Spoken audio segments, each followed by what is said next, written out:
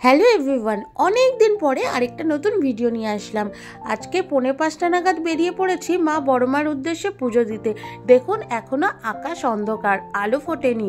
আর আমরা অনেকে মিলে বেরিয়েছি, ননদের মেয়ে, আমার দুই বান্ধবী, তার বাচ্চা, সবাই মিলে।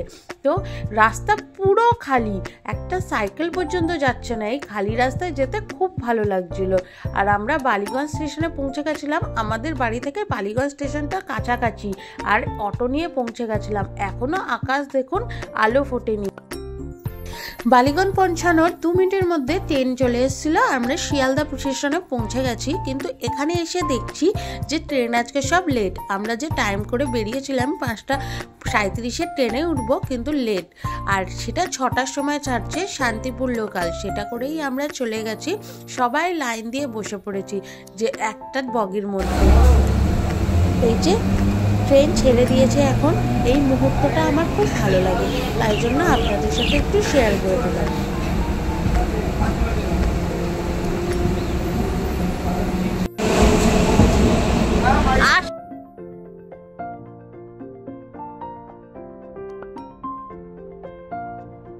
পৌঁছে গেছি নৈহাটি স্টেশন।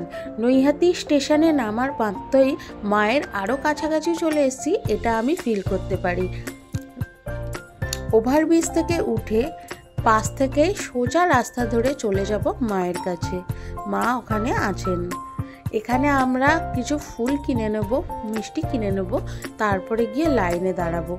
এত সকালে এসেছি, কিন্তু মায়ের ভক্তদের ভিড় এখনই আছে। আরও দেরি করে আসলে আরও লাইন হতো, তাই জন্য একদম ভোরবেলা বেরিয়ে পড়েছিলাম, যখনও সূর্য ওঠেনি। আপনাদের তো দেখালাম। যখন ফুল কিনছিলাম, আমার মেয়ে আর ভাগ্নিকে দেখেছিলাম লাইনে, তাই জন্য আমাদের লাইনটা একটু কাছেই হয়েছে।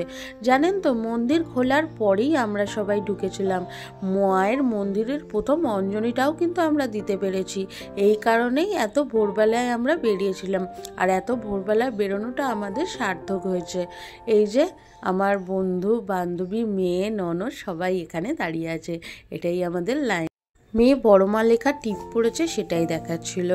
এই যে আমার ডালা, আমি মিষ্টিটা বাড়ির এখান থেকেই নিয়ে গেছিলাম, কারণ আমার মানসিক ছিল 5 রকম ফল আর মিষ্টি দিয়ে পুজো দেব, তাই জন্য এখান থেকেই নিয়ে গেছিলাম। মন্দির খুলে গেছে 8টার সময়।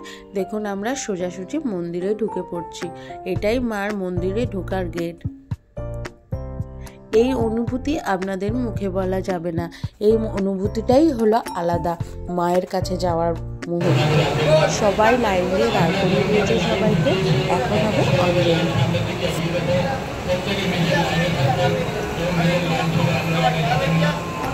মা বড়মা কাউকে ফেরান না। মার কাছে কিছু বললে সেই মনস্কামনা অবশ্যই পূরণ হয়। আমি তার প্রমাণ। আমি যখন প্রথম এসে মায়ের কাছে আমি মনস্কামনা বলেছিলাম, তখন যে চেলি কাপড়টা ছিল আমি বাঁধতে যাচ্ছিলাম, ওখানকারই পুরোহিত বা মন্দিরের সদস্য আমাকে বলেছিলেন, এখানে না বেঁধে আপনার যখন মনস্কামনা পূরণ হবে, এই চেলিটা আপনি নদীর জলে ভাসিয়ে দেবেন, কারণ প্রত্যেক বছর মাকে ওখানেই ভাসানো হয়। তাই জন্য ওখানেই চলে যাচ্ছি। আমার হাতে চেলি কাপড় দেখছেন, এই চেলিটা আমি ভাসিয়ে দেব, কারণ আমার মনস্কামনা পূরণ করেছেন মা, সেই কারণেই। আর এখানে আমি বারবার দৌড়ে দৌড়ে আসি মাকে দর্শন করব বলে। আমার খুব ভালো লাগে মায়ের পুজো দিতে, তাই জন্য এবারেও চলে এসেছি মায়ের পুজো দিতে ভোর। আর আমার যে মনস্কামনা পূরণ হয়েছে, সেইটার আমি পুজো দিতেই এখানে এবারে এসেছিলাম। আর মায়ের কাছে মনস্কামনা বলার তো আর কোনো শেষ থাকে না, সেই কারণে এবারও কিছু বলে এসেছি মাকে। দেখা যাক এইবারে মা কবে পূরণ করে। কিন্তু মা যে মনস্কামনা পূরণ করবেন সেটা আমি খুব ভালোভাবে জানি। হয়তো কোনো সময় দেরি হতে পারে বা কোনো সময় তাড়াতাড়িও হতে পারে, কিন্তু মায়ের কাছে বলা মনস্কামনা অবশ্যই পূরণ হবে।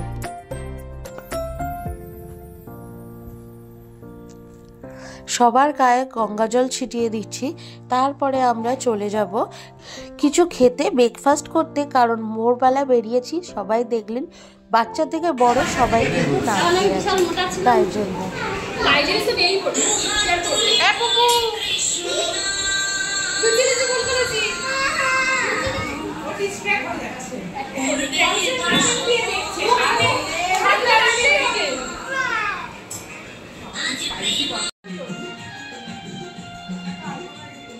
আজকে তাহলে এটুকুই ভিডিওটা। কেমন লাগলো অবশ্যই বলবেন।